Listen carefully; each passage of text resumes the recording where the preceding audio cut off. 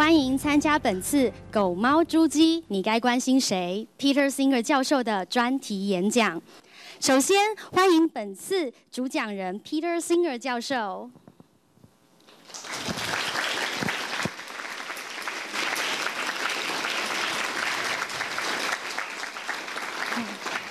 本次活动主办单位代表玄奘大学社会科学院院长昭慧法师。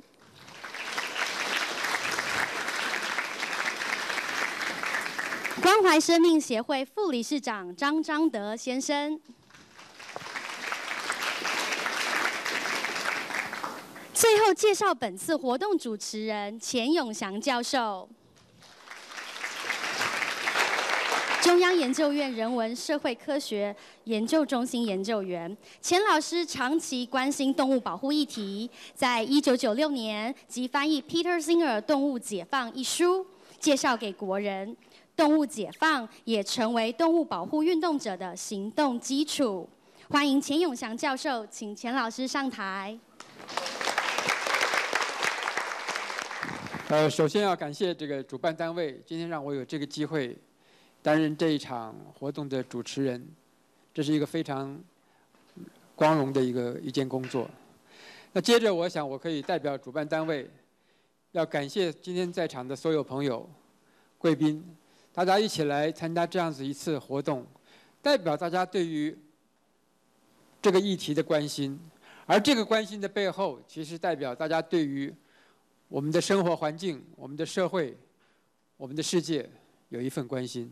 这个是一个非常宝贵、难得的一种精神，所以今天在这边，我们可以一起来发扬这个精神。那我今天首先我要在这边介绍一下，今天我们的主讲人就是辛格教授。那在台湾，当然大家都非常知道辛格教授在这个全世界范围的动物保护运动上面的贡献。他1975年的《动物解放》这本书，可以说是这个新的时代里面动物保护运动的圣经。那这本书奠定了后面一直到现在40年，全世界范围动物保护运动发展的一个最基本的一个基础。可是我今天在这边介绍的时候，我想更强调一点，就是辛格教授的贡献不只是在动物保护的领域，他的关心的范围其实相当广，包括对于世界上面的各种不幸的事情、资源的分配、那少数族群的待遇，这些问题他都有很多的著作。那我们常常想说，一个哲学家对于一个时代要有怎么样的贡献？那我中午在跟昭慧法师吃饭的时候，我们还聊到，在我个人的想法里面，20世纪，特别是20世纪后半叶，在世界范围里面，一个哲学家对于这个世界影响最大、贡献最大的，我想不出有比辛格教授贡献更大的一位。我们今天会想说，回想到人类的历史上面，我们不管是中国的孔子、西方的苏格拉底、柏拉图、亚里士多德，或者近代到了康德、黑格尔，到了马克思，有很多了不起的哲学家，对于人类的思想起了非常大的塑造，还有这个指导的作用。但是一个哲学家透过他的思想工作，对于这个世界里面的实际上面的苦难，还有改善，做出影响，辛格教授做的最多。这几年，辛格教授在发展一种新的思路，他称之为有效的利他主义。那他其实最近在5月份，在美国刚刚发表一份刊物，他在谈什么呢？他在谈说，当我们想要去改变这个动物去改变动物在这个世界里面的遭遇的时候，我们怎么样能够找到最有效的方法去做？换言之，就是他不是像很多哲学家一样认为说我找到一种最好的理论，他关心的是说，我怎么样找到一个最有效的思考的方向。所以他在最新的这个思路里面，他提到说，也许我们应该关心的是说，怎么样让透过现有的经济体制，让这套经济体制变得更人道化。那这个就非常需要说，怎么样让今天社会上面的消费者变得更有道德上的意识。他用的字眼是 morally informed consumer。我觉得这是一个哲学家通常不太会去注意到说，怎么样透过资本主义，怎么样透过市场机制，怎么样透过消费的行为去改善动物的遭遇。我们通常想到的是说，资本主义、市场、消费是跟动物的利益直接冲突。但是他这个思路，他所关心的是说，我不再关心是纯粹提出这个理论是不是最好的一套动物道德理论，我关心的是我这套理论是不是对于动物的境遇有最多的改善。所以他会发展出这样子一套从消费行为、从市场机制、从对于资本主义的人道化的要求来想改善动物机制。我觉得这是很充分说明辛格教授他的思想的一个特色，就是怎么样透过实际的行为达成实际的改善。那今天我们在这边共同关心动物的议题。今天他谈的问题是说，狗、猫、鸡、猪这些动物，我们为什么会有一个差别的待遇？1975年的动物解放主要强调的是说，我们人类有一种物种主义的思路。用这种透过这种物种主义的思路，我们觉得人跟动物是不平等的。那我想辛格教授今天会来批评说，我们在动物之间是不是还在继续实行一种物种主义？就是我们相信某些物种是需要我们关怀的，例如狗或者猫，而有些物种我们就相对忽视了，例如鸡跟猪。我想这是一个在思想上有非常强大的一种挑战效应的一种思路。辛格教授几十年来的贡献，50年来的贡献，就是在挑战我们的思路，帮我们想出更有效的改善世界的方式。我们现在一起欢迎辛格教授。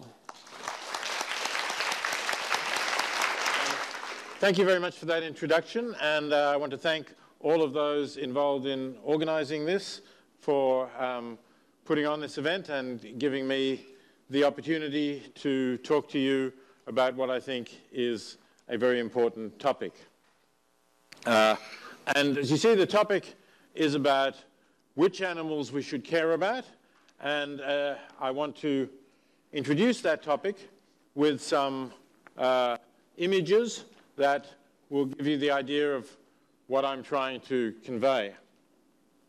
So here we have an appealing photo of some puppies, and I'm sure that most people seeing a photo like this will say, oh yes, I do care about these animals. Obviously, I would hate to see them being cruelly treated or abused. But then what about these hens? I think at an emotional level, most people would not react in the same way to this photograph of hens, battery hens in cages, as they would to the previous photograph. And similarly, if I ask you, do you care about this adorable kitten? Again, I'm sure many people will instinctively feel, oh, what a lovely kitten. How could anyone possibly mistreat a kitten like that? But again then, we have a pig here, in particular a sow, the mother of the pigs who are raised for meat. And I'm sure the reaction will be rather less in terms of the emotional response to an image of a pig. So this is the kind of question that I want to raise to get us to think about our immediate responses to particular animals and whether we need to correct in some way the actions, the initiatives that will follow from these particular emotional responses. And finally, if we look at fish, then they would even be far below the appealingness, the attractiveness of the pigs or the hens, because fish,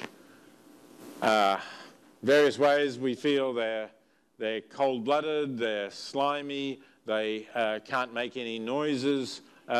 We feel they're much further from us and relate to them much less than the pigs and hens. Okay, so let's then look at the ethical question from a somewhat more philosophical perspective, not simply looking at the images and saying, do I like this animal or do I not like this animal, but how ought we to treat animals? What can we conclude about what are the right attitudes and the right practices with respect to animals? So in this book, which was, you see here, the first edition, which was published in 1975, quite a long time ago now, and I have this quotation in the book: "In suffering, animals are our equals."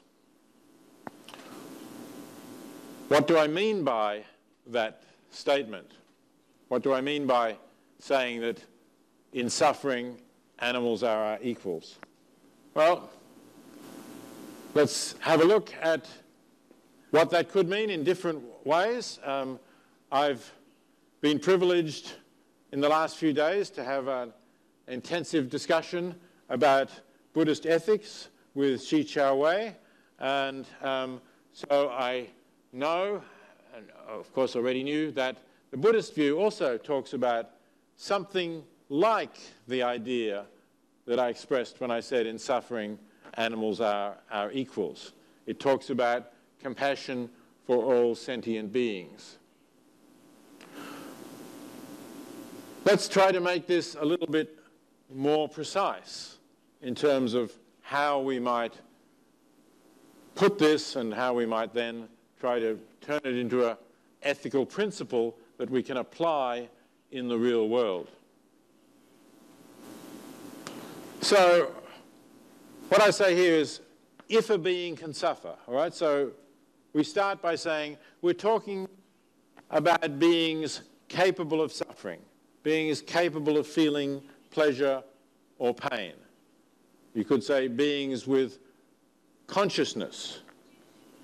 Another way of putting this would be saying there's something that it is like to be that being. You can, in some way, put yourself in the position of that being and ask, what is it like to be that being in those circumstances? This is a way of saying, is this a conscious being? Is this a subject of experiences? So if we have such a being that can have enjoyable or pleasurable experiences, or it can suffer, then what we do to it matters. It's not morally neutral. If you own something, an object, that is not a being capable of suffering, let's say it's an ornament that you've grown tired of, you don't want anymore, you can throw it away if you like. It doesn't matter to that ornament because there is nothing that it is like to be an ornament. But if it's a sentient being, then it matters. And the more difficult question, I hope everyone will agree with me that it matters, the more difficult question is, how much does it matter? So this is the principle that I proposed in Animal Liberation, and despite more than 40 years of discussion, I still think that this is a sound principle that we ought to apply when we deal with sentient beings. We ought to give equal weight to the similar interests of every individual, irrespective of race, sex, or species. So I see this principle as not just one limited to our treatment of animals, but one that also underlies our objections to racism and to sexism.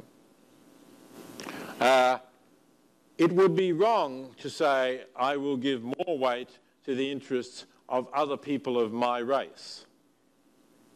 In the past, of course, people have done that and attempted to justify it. But I think we now recognize that that is wrong. Even if it still occurs, it's wrong to be a racist, and being a racist amounts to giving more interest to the weight, more weight to the interests of members of your race than of other races. And the same is true for sexism, when men give more weight to the interests of other men than they do to women. Now, what I'm arguing is that the boundary of species is similar. We should not simply say, this being is a member of my species, therefore its interests get more weight than the interests of some other being who is not a member of my species. But what is true, and to some extent makes a difference between the boundary of species and the boundaries of race or sex, is that the interests of members of different species will vary quite a lot. Perhaps they will vary more than the interests of people of different races or the interests of men and women. So it's important to keep in mind this idea of similar interests. The interests of members of our species, for example, include getting an education. In the world today, if you can't read or write, you're at a serious disadvantage. But of course, the interests of the animals that I showed you before do not include getting an education. They cannot learn to read or write, so they have different interests. But some of their interests are similar. The interests that I mentioned already in not feeling pain, in not suffering, in enjoying life, those can be similar. Some kinds of enjoyments and some kinds of suffering may depend on the cognitive capacities, the mental abilities that only humans have, but not all of them. We know that, I said, that these animals can suffer, so we should give similar weight to their interests where they are similar, where they are roughly comparable. And that, what I've been talking about, is the rejection of speciesism.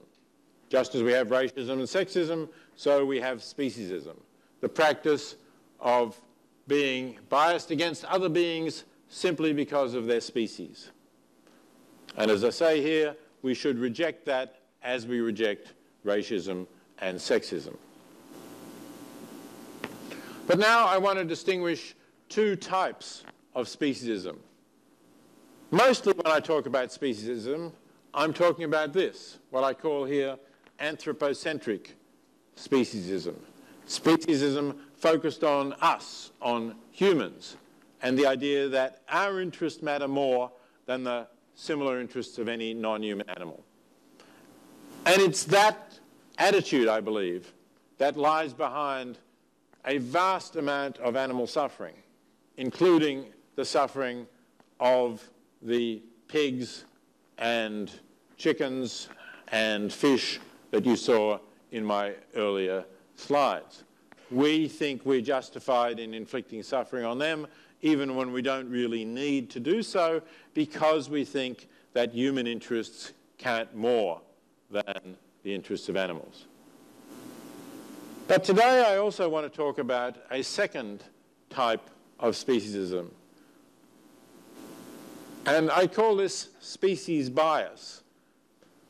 What I've just been talking about, anthropocentric speciesism, is one form of species bias, but not the only form.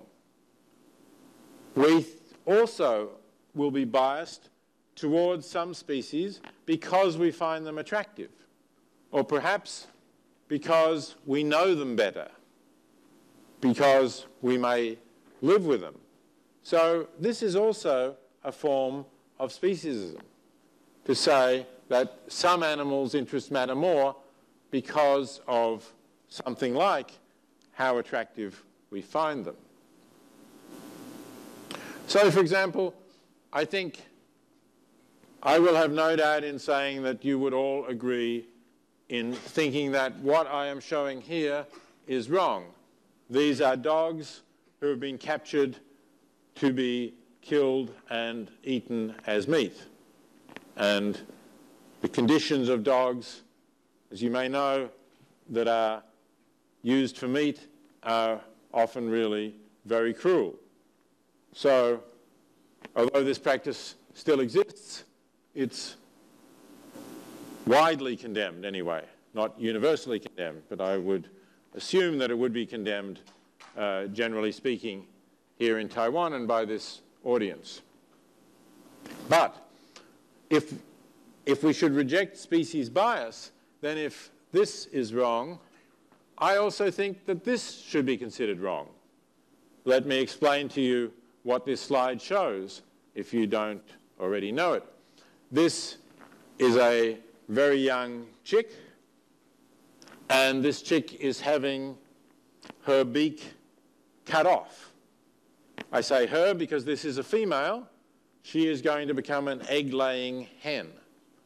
The males that hatched have already been killed by this time.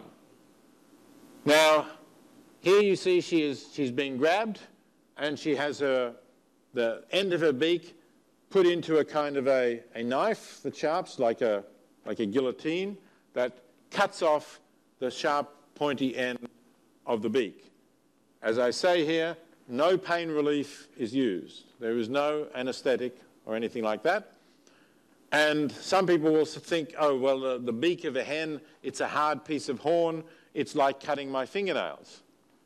But that's not true at all. The beak is how the hen finds her food on the ground in a normal situation. She pecks at the ground. She finds things she can eat, seeds or small insects. She rejects little pebbles or grains of dirt that she can't eat. She has lots of nerves in that beak.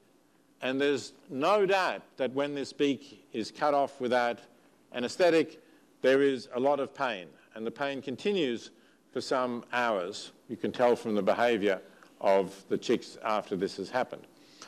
Why is it done? It's done because in the standard egg-laying conditions, that is the typical very crowded battery cage, these birds will peck at each other. They will peck at each other. The more aggressive birds will peck at the weaker birds. In a farmyard situation and a free-range situation where there's more space and where there's not too many birds, the weaker birds will get away from the more aggressive birds. They'll just move away, and they are unlikely to get pecked. But in a crowded battery cage, the weaker birds can't move away.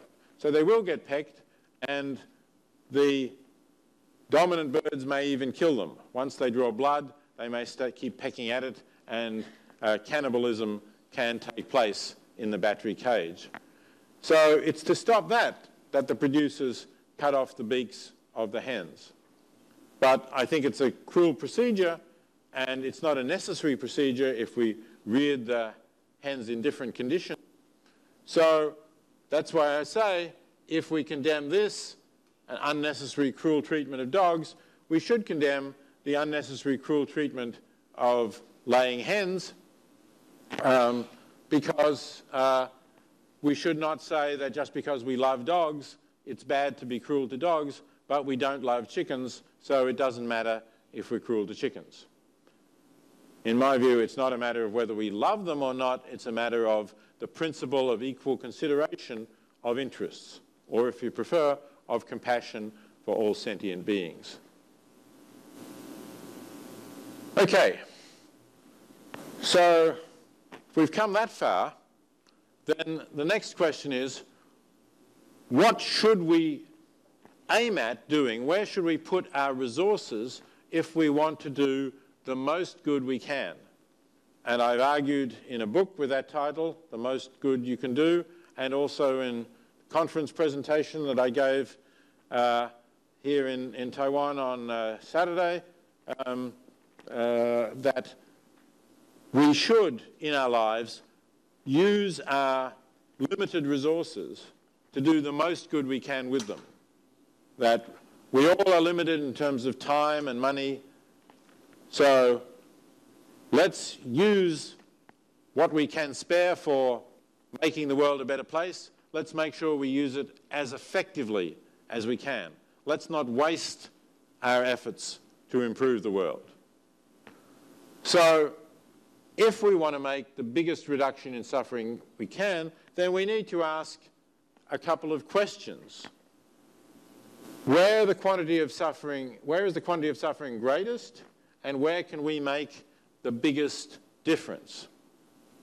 They're separate questions because it might be that there's some very huge area of suffering that we're unable to make any impact on, but we could have a bigger impact on a different area. That's possible. So that's why these are separate questions.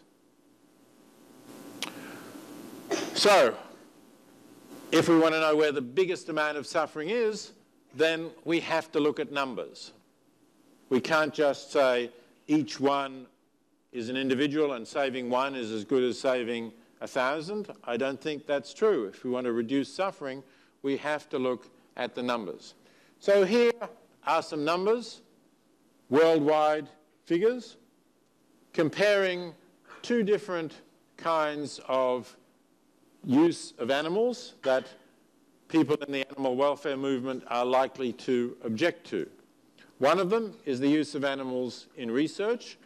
I'm focusing here on vertebrate animals. Of course, there are animals like fruit flies used in research, but that would raise the question of whether fruit flies are capable of feeling pain. So just to the limited amount of time, make things simpler, I'm focusing on vertebrates. So number of vertebrate animals killed annually in research worldwide, about 100 million. It's quite a large number, of course, 100 million.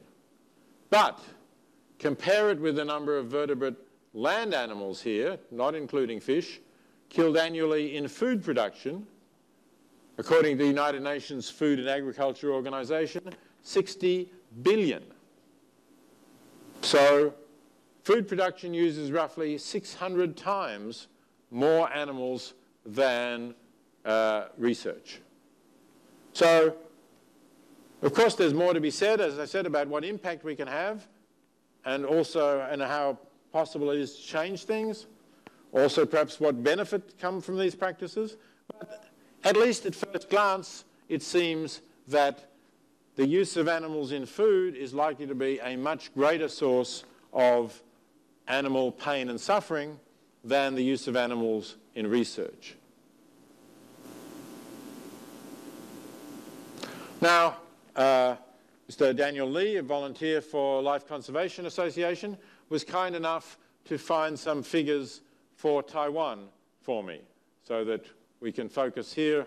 You don't have to just look at worldwide figures. So the number of dogs, I was amazed, by the way, how precisely your government, these are government figures, how precisely your government knows this.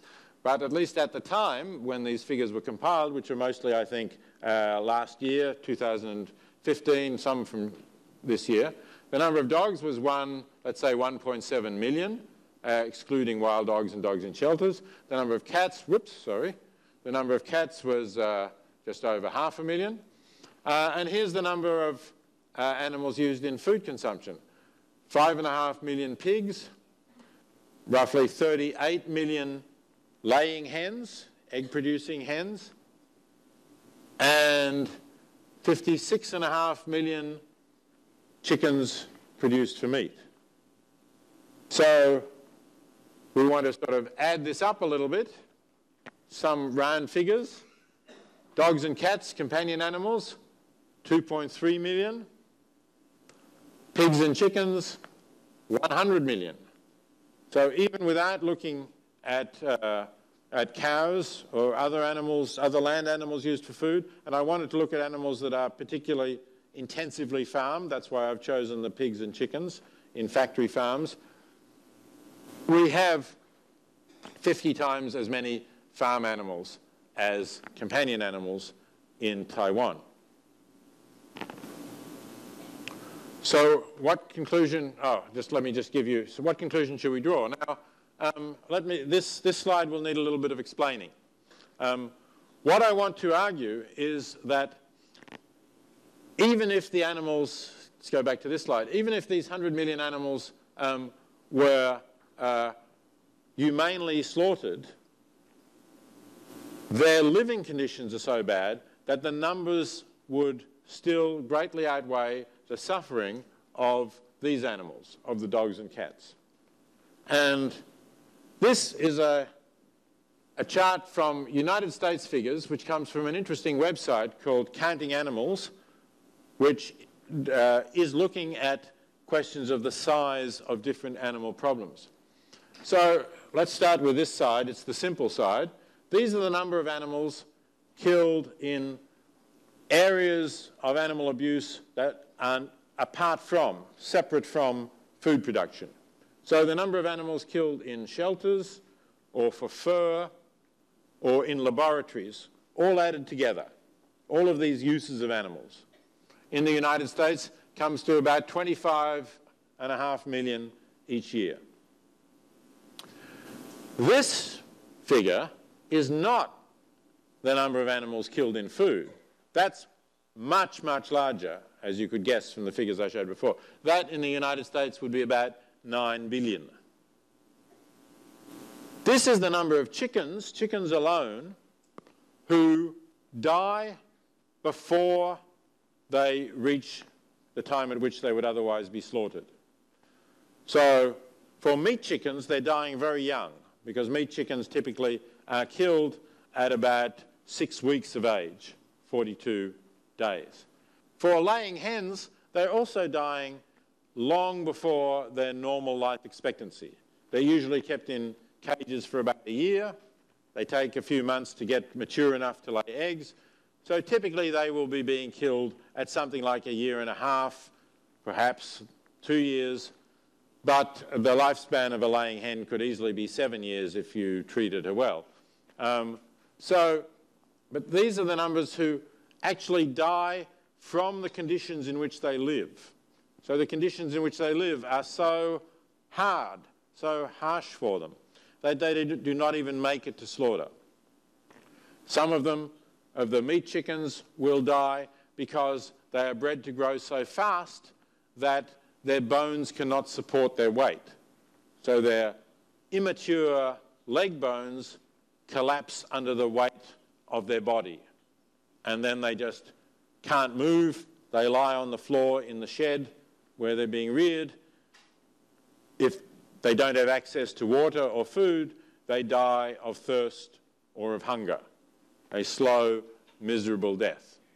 Others may die in transport, because the transportation is a very harsh procedure as well. You have probably seen, driving along the freeways, trucks carrying chickens to slaughter, and will have seen how crowded they are, and of course they have to endure a great heat. This nearly 140 million, 139 million, is animals who are suffering slowly to death. And I think that when you consider that, even if these animals on this side are also being cruelly treated,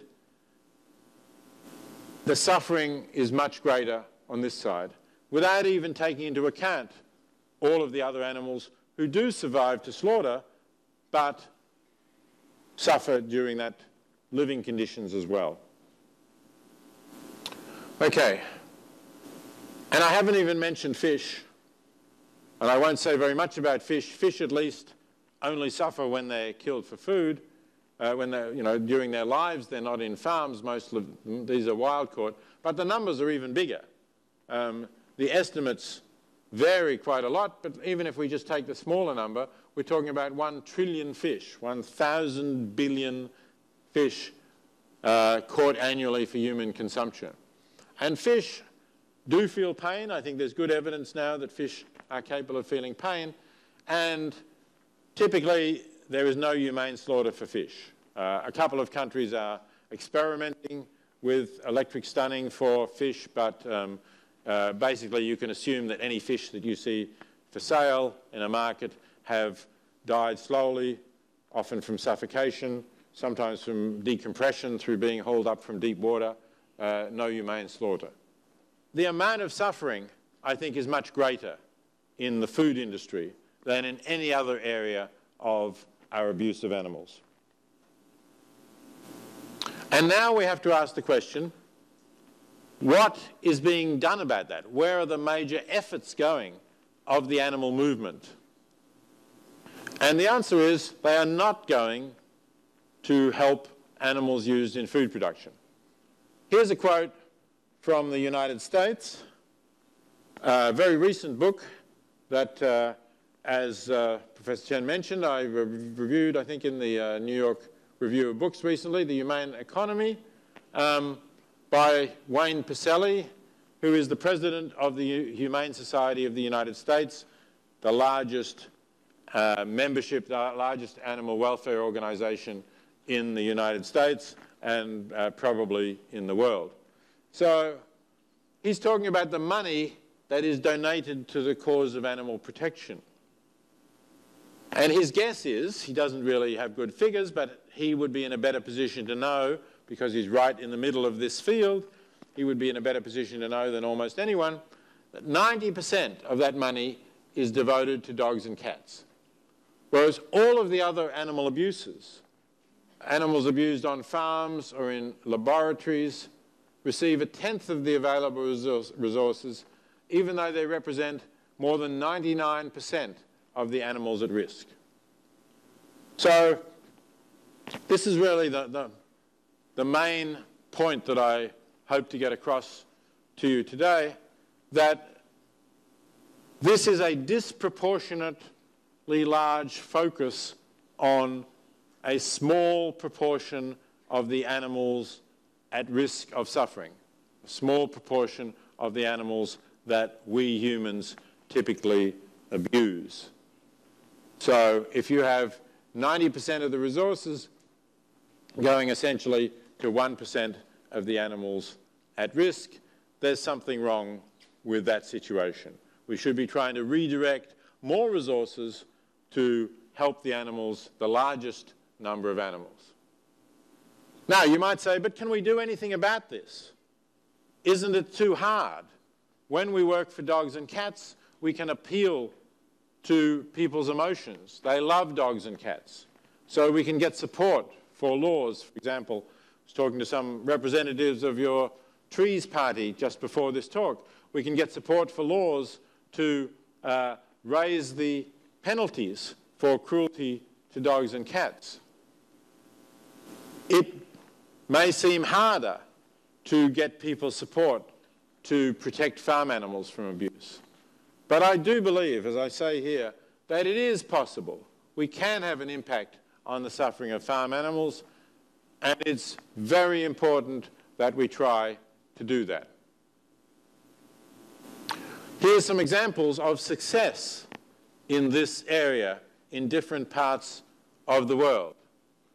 So what we see here are calves being raised for veal. These baby calves up to about 16 weeks of age when they're slaughtered live all their lives in these small wooden stalls. Their stalls are too small for them to turn around. They can't really even walk. All they can do is stand up and lie down all day, every day. And this method of keeping calves, which was the standard method of raising calves for veal in Europe and the United States, has now, because of the work of the animal movement, has now been banned in the entire European Union, 28 different countries 450 million people across Europe. It's been banned. It's also been banned in the state of California, the state with the largest population in all the United States, and in 8 other states in the United States. There's a growing movement in the US to ban this. These are the sows, different view of the breeding sows that I showed you before. You can see how closely they're confined here again, unable also to turn around, and they're kept this way for most of their lives, for all the time that they're pregnant, which is most of their lives, because that's their role in pig production, to be pregnant, to produce piglets, then to get pregnant again. So this system of keeping sows in these stalls has also been banned in the European Union and in California. And big corporations, including McDonald's, have said that they will phase out the purchase of pig products, of bacon or ham or pork, from producers who use these stalls. So the industry is on notice that it's got to produce pig meat in other ways. And this is what you saw before, the battery cage system of producing eggs. It has also been banned in the European Union. And it's also, I haven't put it here, but it's also banned now in California. And it's being phased out again by McDonald's, that's more recent as I'll show you, and by the biggest single food retailer in the United States, Walmart, has also said they will phase out their purchase of eggs from caged hens. This is, though, I was just speaking over lunch to some experts from agriculture working in this field, this is still overwhelmingly the majority way of producing eggs here in Taiwan. Although there are alternatives for which there are government regulations, this is still the vast majority of the eggs produced in Taiwan comes from hens kept like this in ways that are illegal in the European Union and California and are being phased out in, as I say, in many major retailers. Here's the McDonald's announcement. It came just last year when they said they would switch to cage-free eggs over the next decade. It's not an immediate change, but the reason it's not an immediate change is they use so many eggs. You see here, they use 2 billion eggs a year.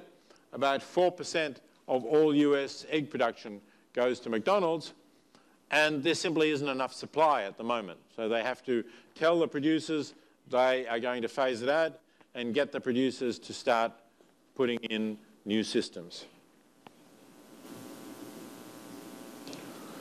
Now, some people will say that if we're trying to change agriculture, we won't be able to feed ourselves. We won't be able to produce enough food for the growing global population. So I just want to show you a couple of slides to show that that is not true. That in fact, most of grain, again, this is a US figure, but it's true of a lot of places. Most grain produced in the US, a vast grain producer, is actually being fed to animals. We're not eating it directly. And when we feed grain to animals, the ratio of feed protein to the meat protein that we get out is 6 to 1. So 6 pounds or 6 kilos of feed protein go into the animal. The animal then uses a lot of that just to keep its body warm, to breathe and so on. And we kill the animal. A lot of the animal carcass we can't eat, the bones and so on, we can't eat anyway. So we end up with just 1 kilo of meat protein for every 6 kilos of protein that goes into the animal. So this is just the reverse of an effective way of feeding the planet. It's actually a very wasteful way of feeding the planet. And we could feed the planet much better with less waste if we were to encourage people to eat the plants directly and not to have them cycled through animals, turned into meat, and then used for human consumption. Here's another chart which shows something similar. This chart is how much usable protein do you get per hectare of land with different crops or animal production. And as you see here, soybeans is by far the most effective use of land for protein. Produce far more protein by growing soybeans than any other crop. But even after that, the next crops, although they're not such high protein crops, still contain more protein than the animal production. So we have rice, we have corn, we have other legumes, we have wheat, and only down here do we start to get to animal protein, of which the most effective way of producing animal protein per hectare is milk, slightly ahead of eggs, quite far ahead of meat, and of meat, beef is the least efficient of all.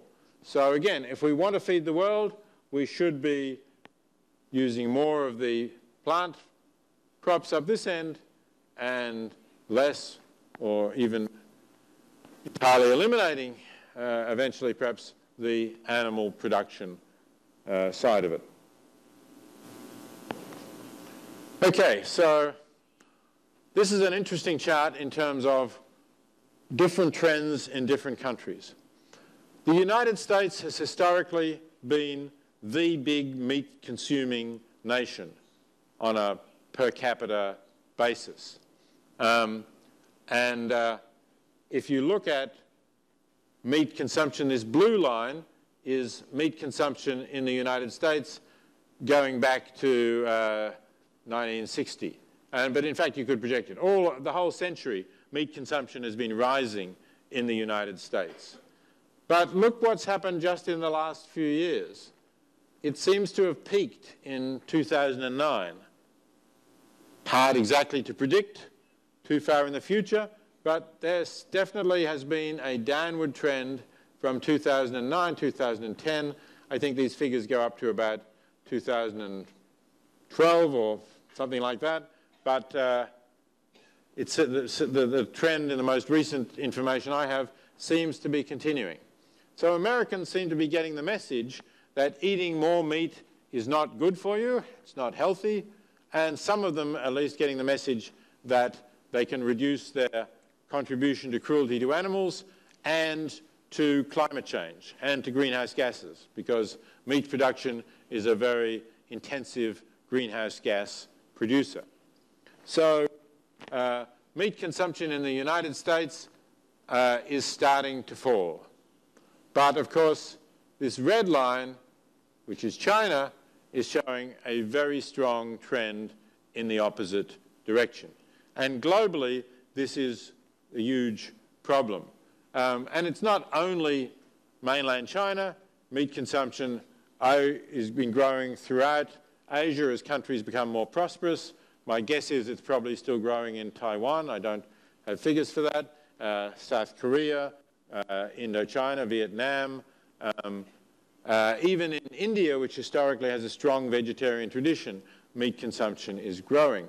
So this is the major global problem, both for animals and environmentally. But I'm hopeful. Well, firstly, even though it's growing, as I say, this is total, not per capita. So per capita meat consumption in China, and no doubt here, is still lower than in the US, because of course the population of China is about 4 times that of the US. So if you look at these figures, its total is, about double. So per capita would be about half. So what's really important, I think, is to try to get this to level off, to try to get meat consumption in China and in Asia generally to level off and start to drop as it has been dropping in the United States. It would be an immense tragedy if it continues to similar per capita levels. Tragedy for animals, tragedy for the environment and climate change, and a tragedy for the health of people in Asia as well. Okay, can we do anything about this? Is there any positive trend? Well, I think we can, and this is just one very small indicator of an increasing interest in avoiding animal foods. This comes from Google. You can go to Google Trends and they tell you what people are searching for. And you can get it worldwide or you can break it up for particular countries. So here are the worldwide searches for the word vegan, which, as you can see, after being fairly steady for the early years of this century, started to rise around 2010, and have been rising reasonably steadily, a bit of a peak here and a trough, I have no idea why, but back up to its highest level again last year. So it's, and you can actually see this when you're in countries, many countries in Europe and the United States and other countries, that there are just much more, many more vegan restaurants or restaurants that are not vegan but that advertise vegan dishes. There are a lot more vegan products labelled like that in supermarkets. Now you might say, well, okay, but that's just the West. But in fact, it doesn't seem to be just the West. Here's the figures for China.